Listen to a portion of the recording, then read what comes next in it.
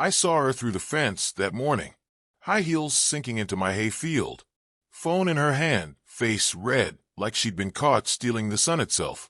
She screamed something about HOA rules, even though I lived 10 miles outside the suburb. Then she called the cops. On me. And that's when I realized this wasn't about land anymore. It was about control. And she'd just declared war on the wrong man. Hey everyone. Welcome back to HOA Stories. I'm Jake Thompson. I live on the edge of town, a quiet patch of land my granddad left me. Just me, a few horses, and peace. At least, until she moved into the neighborhood next door. You know the type.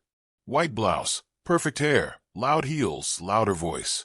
She called herself the HOA president, like she ruled the world. If you've ever hated those power-hungry HOA people, hit that subscribe button right now, and type BOOO HOA in the comments. Let's show them we're done taking their nonsense. Share the story with anyone who's ever been bullied by a homeowners association, because you're about to see just how far they'll go, and how far I went to stop them. She showed up on a Tuesday morning, uninvited, unbothered, like she owned the place. I was fixing the fence near the south pasture when I heard her heels clicking on gravel. No one around here wears heels. That sound doesn't belong on a ranch.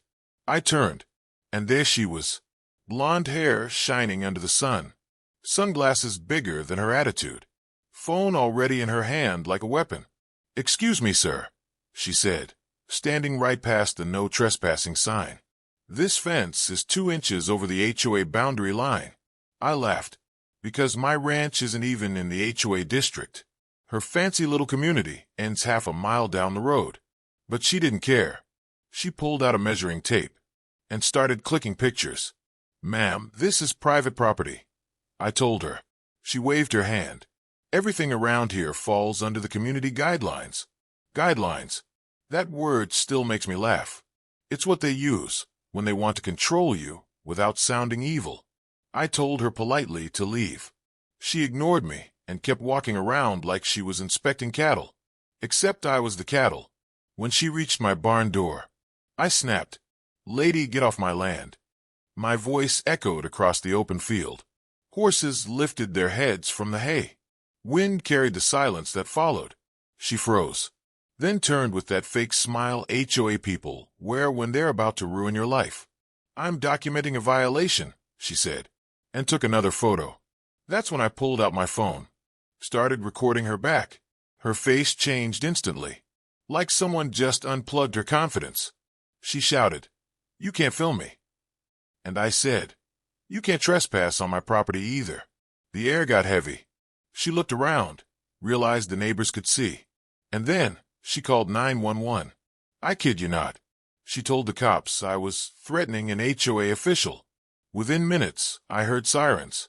3 squad cars rolled up my dirt road, dust clouds following behind. She stood there acting like the queen of the subdivision, telling them how she was inspecting for violations. The officer looked at me, then at my no trespassing sign. "Ma'am," he said calmly, "this property isn't under your HOA." Her mouth fell open, but she wasn't done. She doubled down. "He's expanding illegally. This could lower property values." The cop sighed and told her to leave before she got charged for trespassing. She stormed off, heel stabbing the dirt like she was punishing the ground itself. I thought that was the end of it. But later that night, I found a letter taped to my gate, stamped with the HOA seal. It said, "Cease unauthorized use of land adjoining the community boundary." I didn't even know what that meant, but I knew one thing. She wasn't finished. She'd lost the battle, and now she wanted a war. So I poured myself a drink, sat on the porch, and smiled, because if she wanted a war, she was about to learn what happens when you pick one with a rancher. So tell me, if your HOA tried to control land that isn't even theirs, would you fight back, or just let them win? That night I barely slept. Not because I was scared, but because I was curious. What kind of person wakes up in the morning and decides to police a ranch that isn't even theirs? I looked out my window around midnight, and there it was again, her white SUV parked near the fence, headlights off, but I could see the glow from her phone screen. She was taking pictures. Again. I almost laughed. The woman must have been part raccoon, sneaking around shiny things that don't belong to her. I stepped outside quietly, boots crunching the gravel. She didn't see me until my porch light came on. Her eyes widened like I'd caught her in a crime, which, technically, I had. "Ma'am," I said calmly, "didn't the police tell you to stay off my property?" She froze, then started walking fast to her car. Didn't say a word, just peeled out down the road, dust cloud trailing behind her. The next morning, I called the county office, told them about the trespassing. The guy on the phone laughed. "Sir, HOA's got no power out there. You're on county land. She's got nothing to stand on." I thanked him, but I still felt something wasn't right. Later that afternoon, I found out what he meant. When I got home from the feed store, there were orange flags stuck in my ground, tiny little markers stretching all the way from my fence line to my barn. She'd hired a surveyor, the kind who wears a reflective vest and talks like he owns the soil he stands on. I asked him what he was doing. He said he was there under authorization of the Maple Creek HOA. I told him the same thing I told her. My land's not in Maple Creek. He shrugged, said she paid him anyway. I couldn't believe it. She was literally spending money to prove a lie. That evening, I walked over to the edge of her community. You know the kind of neighborhood I'm talking about. Every lawn looks cloned. Mailboxes measured to the inch. Even the dogs look like they were approved by committee. I saw her trimming her rose bushes in high heels again. So I waved. She didn't wave back, just gave me that tight smile. The one people wear when they think they're smarter than you. I asked, "You trying to buy more land, or just steal mine?" She said, "You'll hear from our lawyer soon," and went back to cutting roses like she was slicing enemies. That's when I realized this wasn't about land. It was about power. She couldn't stand that someone nearby didn't follow her rules. She needed control, like a queen with no kingdom. By the end of the week, I got the letter. Certified mail.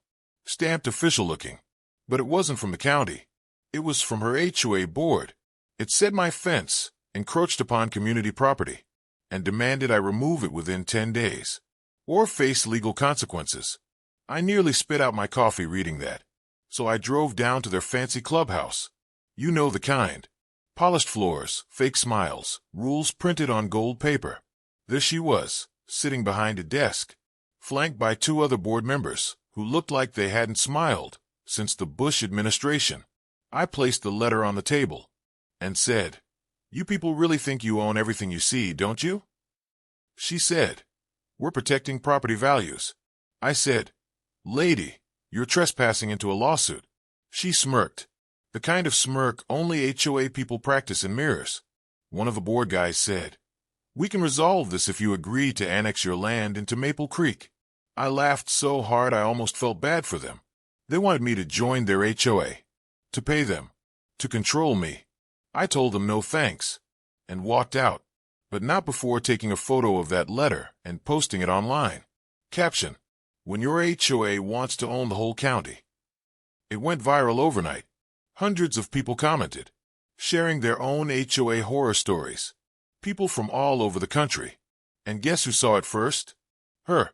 The next morning she showed up again. Not alone this time. She brought 4 police officers with her. I was out feeding my horses when I saw the flashing lights down the drive. She was yelling before she even reached the gate, "He's threatening HOA officials online." The cops asked to see my post. I showed them. They looked at each other. Then one of them actually started laughing. "Ma'am," the officer said, "that's not a threat. That's a meme." I swear I almost felt sorry for her then. Almost. But she doubled down again. Started pointing at my barn, claiming it was built too close to the community line. I leaned on the fence and smiled. "Ma'am, you should have learned by now. The line's not yours to move." The officers told her to leave. Again. But this time she said something that stuck with me. Something cold. "You think you've won," she said. "But I know how to make people like you disappear from neighborhoods like ours." Then she walked away. Just like that. And for the first time, I felt a chill that had nothing to do with the wind, because I realized she wasn't just annoying anymore. She was dangerous. So tell me, what would you do if your HOA neighbor started showing up with cops, just to prove she owns the dirt under your feet? After that day with the cops, the ranch felt different, quiet but not peaceful. You ever feel like someone's watching you, even when the curtains are closed? That's what it became like around here. Every night I'd see headlights pause near my gate. Every morning I'd find new footprints in the dirt. The horses would snort at shadows, and even my dog barked at the wind. It wasn't fear I felt. It was irritation.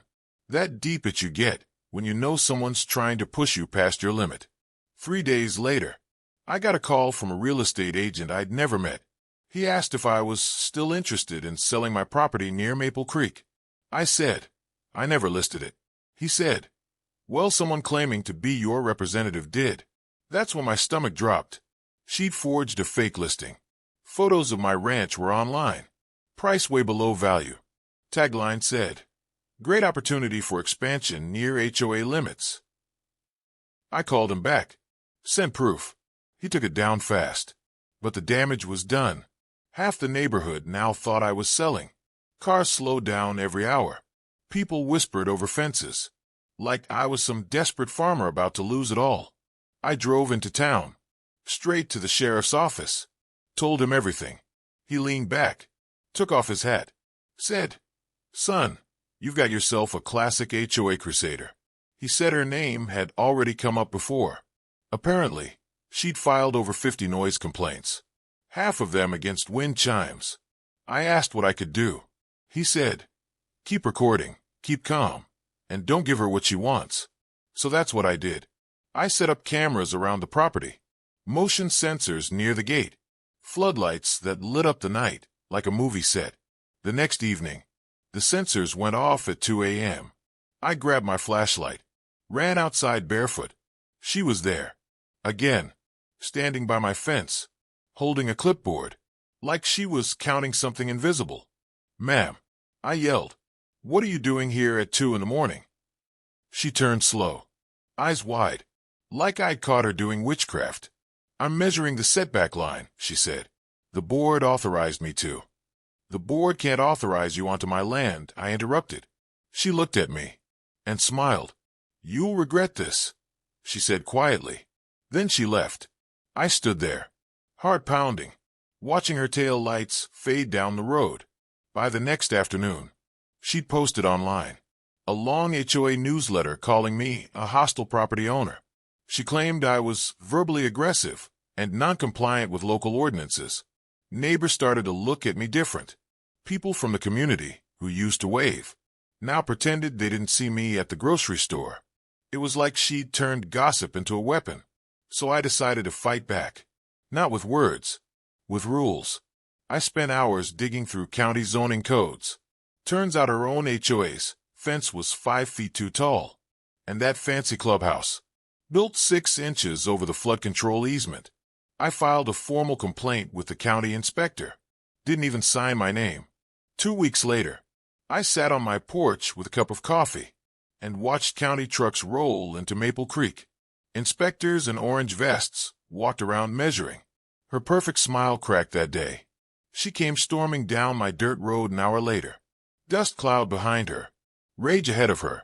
She slammed her car door so hard the horses jumped. You reported us, she shouted. I smiled.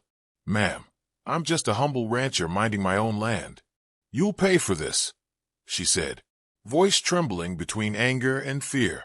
I said, funny, that's what the inspector told you. She stood there shaking, eyes wet but furious.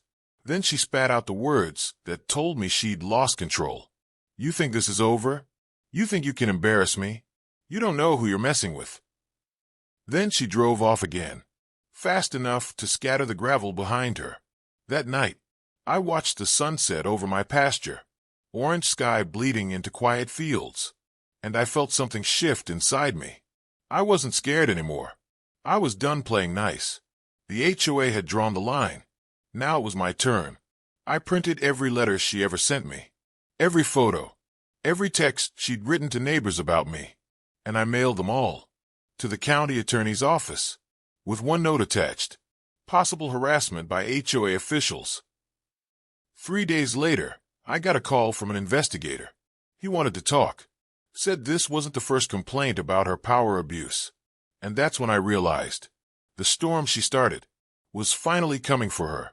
Still, I couldn't help but wonder, what kind of person keeps fighting when the world's already telling them to stop? So tell me, if someone kept trespassing, lying, and trying to ruin your name just to feel powerful, would you let karma handle it? Or would you handle it yourself? The investigator showed up on a Tuesday morning. He drove a plain black sedan. No logos. No nonsense. You could tell right away he wasn't from around here. He had that look, the kind people get when they've seen too many lies dressed as paperwork. He shook my hand firm, told me his name was Reed, and said he'd gotten a few letters about my neighbor. And not just from me.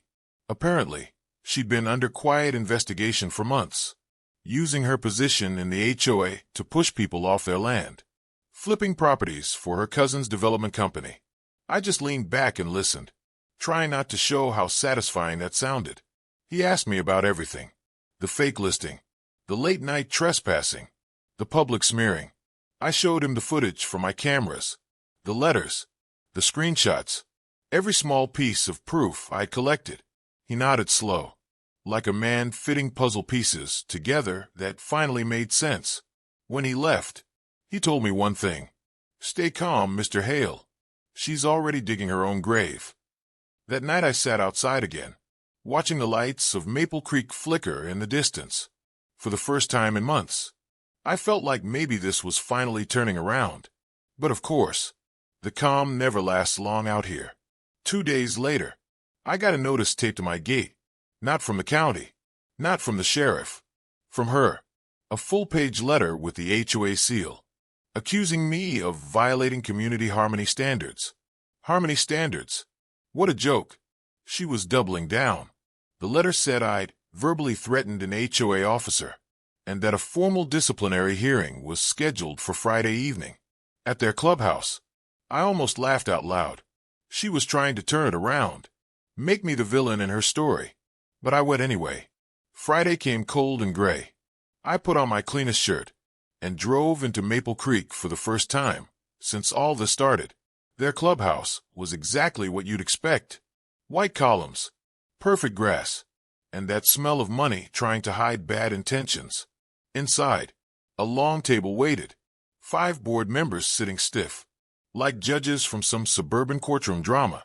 And there she was, at the center, perfect smile back in place, hands folded neatly over her clipboard. "Mr. Hale," she said, "thank you for joining us. We just want to clear up a few concerns." I sat down slow, let the silence hang a moment. Then I said, "Sure, let's clear them up." She began listing off accusations: trespass, harassment, property disturbance, all things she herself had done. Each time I denied it, she'd click her pen and nod, like she was the one doing me a favor. Then I slid the folder across the table. Inside were printed photos, time-stamped videos, and copies of her forged real estate listing. The board went quiet. I pointed to the screen on my phone, played the clip of her by my fence at 2 a.m., clipboard in hand. The sound of her saying, "You'll regret this," echoed through the room. Her smile fell. One of the board members, a man in a blue suit, looked furious. Another whispered something under her breath. And suddenly that perfect control she'd always had began to crack. "This is manipulation," she snapped. "He's twisting things." But I cut her off. "No, ma'am. That's your voice, your face, your time stamp." The man in blue cleared his throat. "Mrs. Calloway," he said, "we'll need to review this privately." She tried to speak again, but they stood up, ended the meeting on the spot. I walked out without saying another word. Outside, the air smelled like rain and victory. That night, the neighborhood's group chat exploded. Someone had leaked the video. Neighbors started turning on her fast. People were angry. They realized she'd been using HOA funds for consulting services that didn't exist. Within 24 hours, the board called an emergency meeting without her. And by the end of that week, Mrs. Calloway was suspended. It should have felt like the end, but it didn't, because when people like her lose power, they don't fade away quietly. They burn everything on the way down. The following Monday, I woke up to sirens, fire trucks, sheriff's cruisers. Half the neighborhood gathered near the edge of my property. The old storage shed by the fence was burning, flames licking high into the morning sky, wood popping like gunfire. I ran down there barefoot, heart pounding in my throat. It wasn't a big fire, nothing compared to what it could have been, but it was enough to scare me. The fire chief said it looked like an accident, but we both knew better. Right near the ashes was a piece of melted plastic, a clipboard clip, that same kind she always carried. They couldn't prove anything, but I didn't need proof. I just knew. She tried to send a message. A week later, a letter came in the mail. No return address, just my name in neat handwriting. Inside, a single line. You can win the game, but I'll always be the one who started it. That's when I realized she wasn't finished. She was just regrouping. Reputation destroyed, power stripped, but still clinging to that twisted sense of control. The kind you can't take from someone, even when they've already lost. So I did what the sheriff suggested. I installed more cameras, more lights, more locks, and I waited. Days turned into weeks, and slowly the town forgot about it. The HOA found a new president. The headlines faded. But sometimes, when the wind hits the fence just right, I swear I hear footsteps in the gravel, and I wonder if she's still out there, waiting for her chance to come back. Because that's the thing about people like her. They don't disappear. They wait. They study. And they make you believe the storm is over, just so they can strike again when the sky looks clear. So tell me, if someone tried to destroy your life out of spite, and they lost everything in the process, would you forgive them when they came back? Or make sure they never had the power again? The fire was just the beginning. I thought it was over after that. Thought she'd finally moved on. That maybe losing everything had broken whatever pride she had left. But people like her don't break. They just bend long enough to find another way back in. Weeks passed quietly. No letters. No late-night calls. No more strange cars parked by my fence. It almost felt peaceful again. Then one morning, I woke to the sound of tires on gravel. A silver SUV rolled up the road, and out stepped Mrs. Calloway. Same crisp white blouse. Same gold earrings. Different energy. She looked calm. Too calm. I stood by the porch, waiting, hands in my pockets, heart pounding even though I tried not to show it. She called out, "Morning, Mr. Hale," like we were old friends who hadn't spoken in years. I didn't move. "What do you want?" I asked. She smiled, slow and polite. "I came to apologize." The words didn't sound real. They came out too smooth, too practiced, like something rehearsed in a mirror. "I lost my position," she said. "They made their decision. I accept it, but I don't want bad blood between us." I almost laughed. Bad blood was all she'd ever poured into this ground. Still, I let her talk. She said she was starting fresh, that she was moving out of Maple Creek, and that she wanted to make things right before leaving. Then she handed me an envelope. "Consider it a gesture," she said, and turned back toward her car. No smile this time. No final word. Just the sound of gravel crunching beneath her heels. Inside the envelope was a cashier's check. $10,000. And a note. For the trouble I caused. A peace offering. It didn't sit right. That night, I sat by the fire pit, watching the flames twist around the edges of that note. I didn't cash it. I didn't throw it away either. I just kept it on the kitchen counter, like a question that wouldn't go away. A few days later, Reed, the investigator, called me. Said he wanted to meet again. We met at a diner on Route 9. The kind of place that never changes no matter what decade it is. He ordered black coffee and said he had an update. Turns out, the HOA audit uncovered something ugly. Mrs. Calloway hadn't just been flipping properties. She'd been falsifying maintenance reports, collecting reimbursement checks for fake repairs, and hiding them through shell companies. It was a big enough deal that the county got involved. Reed leaned in close and said, "She's under federal investigation now. You might want to be careful." "Careful?" I asked. "She's the one who should be careful." He gave me that look again, the same one from before, like he'd seen too many stories end the wrong way. "People backed into a corner don't think straight," he said. Then he left. That night I couldn't sleep. Something about that check still nagged at me. The timing, the sudden peace offering, the way she looked at me before driving off. So I pulled up my cameras again. And that's when I saw it. Footage from 2 nights before. A figure walking along the side fence. Hood pulled up. Same height. Same walk. She'd been there again. The next morning, I drove into Maple Creek. Her house looked empty. The windows dark. Grass untrimmed. Real estate sign out front, for sale by owner. I got out. Walked up to the mailbox. Inside, a stack of unopened letters. Utility shutoff notices. And one small parcel. Addressed to me. No stamp. No postmark. Just my name in her handwriting. Inside the box was a flash drive. It took me an hour to open it. When I finally did, there was only one folder. It was labeled Truth.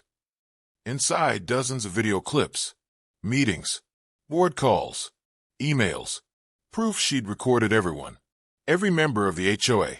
She'd saved everything, every secret, every illegal vote, every deal she'd made to cover someone else's mess. She wasn't just corrupt. She was the record keeper of everyone else's corruption too. And now it was all sitting on my laptop. I didn't know what to do. Part of me wanted to turn it in. Part of me wanted to just delete it and walk away. But another part, the tired, angry part, wanted to hit upload and let the whole world see who she really was. I closed the laptop instead, walked outside, watched the sun sink behind the pasture. Somewhere out there, she was still moving pieces, still playing a game no one else could see. A week passed. Then the sheriff called. They'd found her car abandoned at the old quarry road. Driver's door open. Engine still running. No sign of her. Search teams went out. Helicopters. Dogs. Nothing. It was like she vanished into the dust. The county declared her missing within 48 hours. Reed called me again. Said they'd found her fingerprints on sealed county envelopes. Possible fraud. Possible flight. But he didn't sound sure she was gone. And neither was I. A month later, life went back to quiet. I repaired the burned shed, sold off a few acres to pay debts, started fixing the fence line myself. Every morning felt cleaner, like the air wasn't heavy anymore. Until one night, I walked into the kitchen and saw the envelope again, the one with the check. Only now, it wasn't sealed anymore. It was open, flat on the counter, and inside, the check was gone. In its place, a small folded note. Same handwriting. You really should have cashed it when you had the chance. I stood there for a long time, feeling that cold crawl up my spine. Checked the locks, the windows, the barn. Nothing disturbed, nothing stolen. But I knew what that meant. She was alive, and she'd been here. Somewhere between madness and obsession, she turned her guilt into revenge again. The next morning, I called Reed, told him everything. He just sighed. "We'll keep an eye out," he said. "People like her, they don't stop until something stops them." He was right. A month after that, a man from the county showed up at my gate, said he needed to talk about property line adjustments. When I asked who filed the request, he hesitated, looked down at his clipboard, and said, "Mrs. Calloway."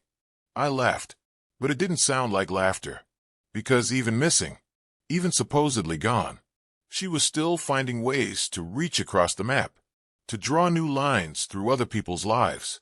And I realized something then. You can fight a person. You can expose them. You can burn down their empire. But you can't kill what they leave behind. The rules, the paperwork, the poison in the system that lets people like her thrive. She wasn't the disease. She was the symptom. And the HOA, that was the infection. That night, I sat by the porch, moon hanging low over the barn. The horses shifted in the dark. The wind moved through the grass. And somewhere far off, A car door shut. I didn't move. Because if she was really back, I wanted her to see me waiting. No fear. No anger. Just the calm that comes when you've already lost everything once before. They say small towns remember everything. But sometimes, what they remember isn't the truth. Sometimes it's just a version that makes the neighbors sleep better. And somewhere out there, under all that silence, Mrs. Calloway is still smiling, planning her next move, counting on everyone else forgetting who she really was. But I don't forget. Not her. Not this place. Not what power does to people when no one tells them no. So if she comes back, if she knocks on that gate again, I won't need cameras or proof. Because this time, I'll be ready before she even opens her mouth. And that's the thing about the suburbs.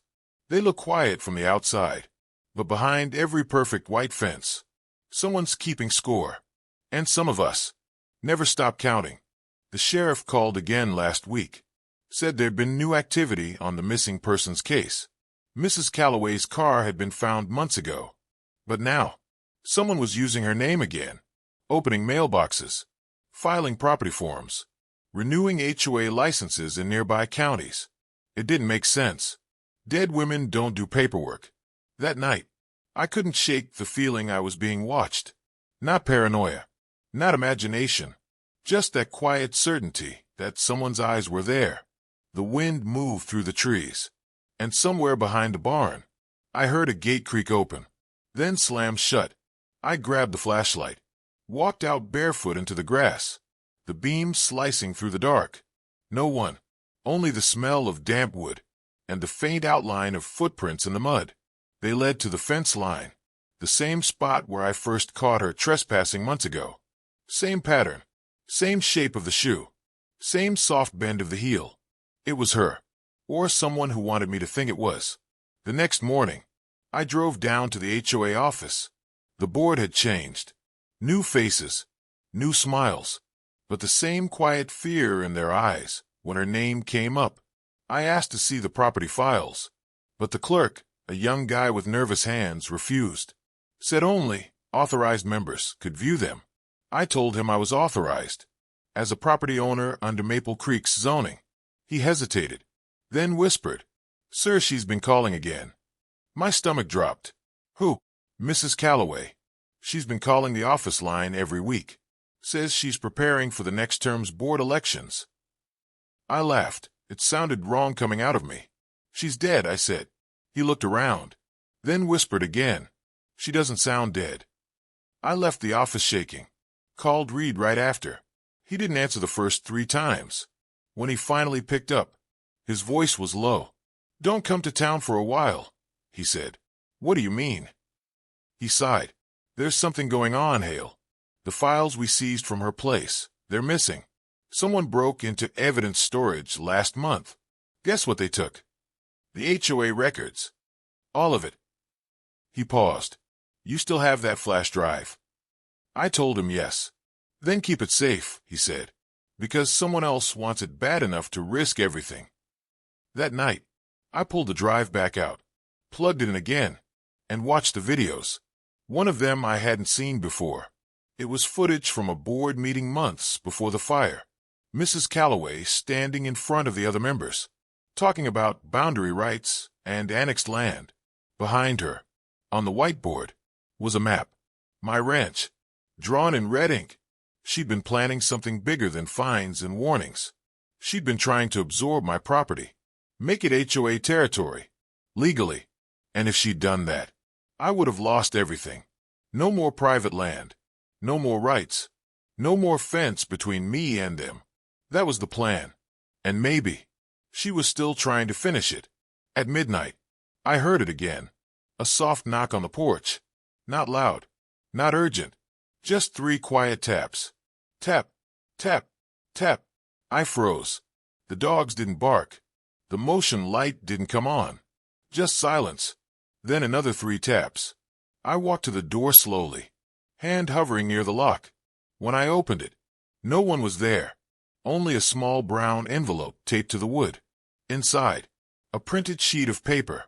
County seal on top. Notice of reassessment. Property reallocation pending. Filed under the name C. Calloway. Filed yesterday. I drove to the county office the next morning, stormed into the clerk's desk. The woman behind the counter blinked and said, "Oh yes, Mrs. Calloway was just here." I stared at her. What did she look like?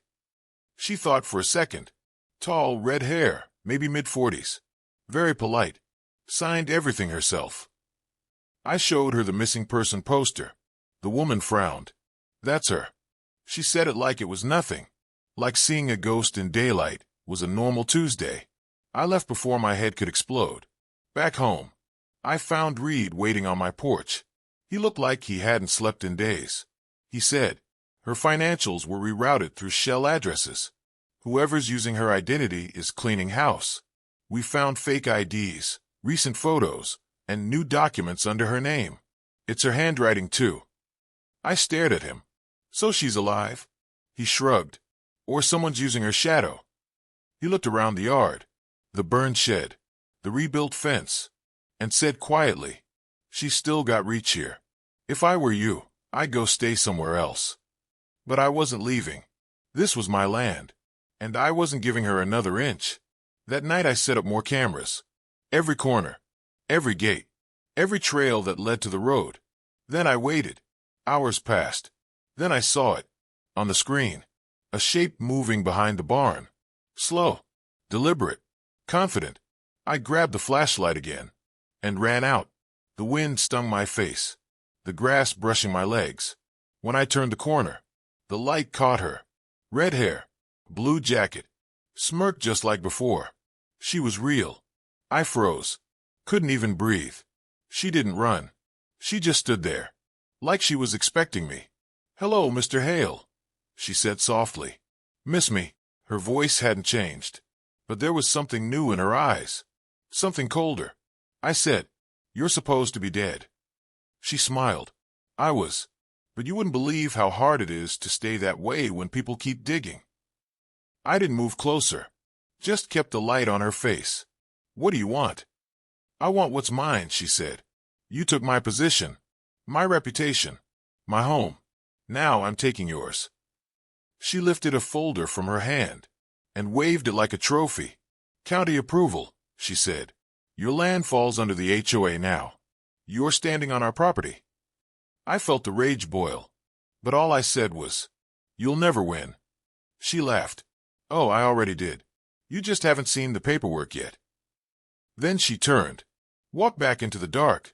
I called Reed again, told him everything. He came down the next day, looked through the documents she'd left. They were real. Filed. Signed. Stamped. "How's this possible?" I asked. He shook his head. "She must have bribed someone inside. We can fight it, but it'll take time. She's been planning this for months, maybe years." I looked out at the fence, the same fence she'd once stood beside, and said quietly, "She never wanted the ranch. She wanted control." Reed nodded. Classic power addict. HOA's just the mask they wear. Days went by. Neighbors started whispering again, saying they'd seen her car, that she was hosting meetings in her old house, that the HOA was coming back stronger than before, and for the first time in months. I felt that same tension return, that same electric paranoia that eats at you from the inside. She was back, and she was smarter now. A week later, a letter arrived. No return address, just my name. Inside, a photo, taken from the woods behind my house. A shot of me sitting on the porch, and written across the back, "It's good to be home." That night, I didn't sleep. I sat on the porch, gun by my side, eyes on the tree line. The air was still, too still. I could almost hear her breathing out there, in the dark, waiting for her next move. Because that's the thing about HOA power. It never dies. It just hides behind paperwork, until it decides to knock again. And when it does, you better hope you're ready to answer. It started raining that night. Not the soft kind. The kind that hits the roof like it's trying to break in. The kind that makes the world sound smaller. I sat by the window, lights off, watching the storm bend the trees out front. I hadn't slept in days. Every sound felt like her footsteps. Every flicker of light felt like her shadow. The cameras showed nothing, but I could feel her out there, moving between the trees, just out of sight. Reed said to lay low, but that's not what people like me do. Not when someone tries to take what's yours. So I stayed up, gun on the table, phone beside it, waiting. And then, around 2 a.m., headlights cut through the rain. A car pulled up slowly to the gate. Silver SUV. My heart stopped for half a second. It couldn't be her. It had to be her. I stepped out onto the porch, rain hitting my face. Shirt soaked instantly. The car door opened. A woman stepped out. Umbrella. Coat pulled tight. Red hair glowing under the headlights. She didn't rush. Just walked up the path. Heels clicking through the mud. "Evening, Mr. Hale," she said, like she'd come to borrow sugar. I didn't move. Just raised the flashlight toward her face. It was her. Older. Thinner. But her. No question. "What are you doing here?" I asked. She smiled. "You kept my drive." Her voice was calm. Too calm. "You faked your death," I said. "You torched your house. You disappeared." She tilted her head. "Had to. Sometimes you have to burn the board to start a new one." I almost laughed. "You're insane." She shrugged. "I'm efficient." Then she reached into her bag and pulled out a folder, thick, water-stained, full of papers. "County signed off this morning," she said. "Your property now falls under Maple Creek Homeowners Association jurisdiction." She dropped the folder on the porch step and smiled again. "Congratulations. You're one of us now." I stepped forward. "You forged this." She shook her head. "I built this. Everything in that folder is legal. You just never understood how deep this goes." Lightning flashed behind her.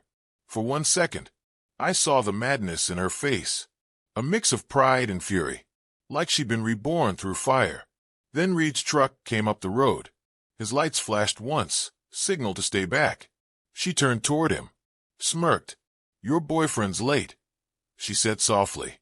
Before I could answer, she stepped off the porch and started walking toward the car. Reed got out, badge out, gun drawn. "Mrs. Calloway, step away from the property." She laughed. "You people still think this is about land." Then she said something that made my blood run cold.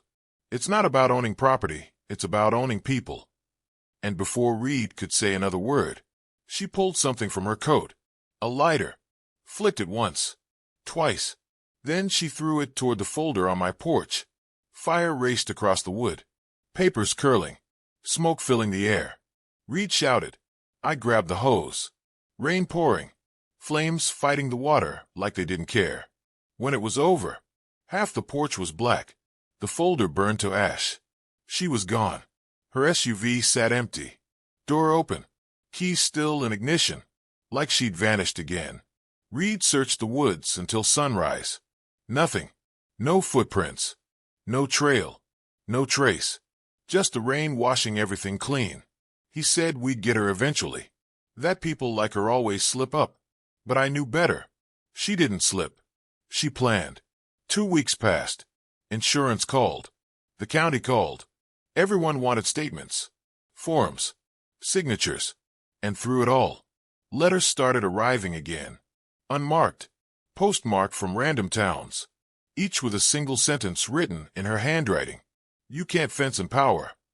They made me the villain, but I was the only one who followed the rules. Maple Creek will rise again.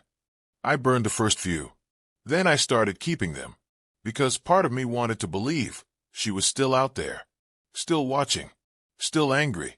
Maybe that was the only way I could sleep. One morning, a county official came by, said he was there for survey verification. I almost laughed.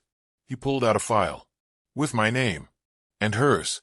This property, he said carefully, was never under Maple Creek jurisdiction. Those documents were fake. I blinked. What? He nodded. She used shell accounts and false seals. Classic forgery. Everything she tried to build was built on nothing. I didn't know whether to laugh or cry. She burned her life for that nothing, I said quietly. He just said, some people would rather rule a lie than live the truth.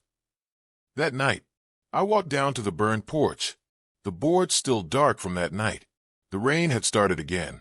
Soft this time, like the sky was trying to wash away the story. I sat there for a long while, thinking about her, the way she'd smiled through every lie, the way she'd turned rules into weapons, and homes into battlefields. HOAs aren't about peace. They're about control. And once someone tastes that control, they never let it go. Reed stopped by the next day. He looked tired, but relieved. They found her, he said. My chest tightened. Where? Border checkpoint outside Nevada.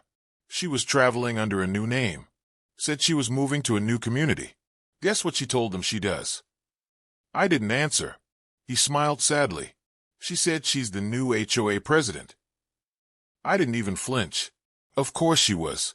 That's what people like her do. They don't die. They just move zip codes.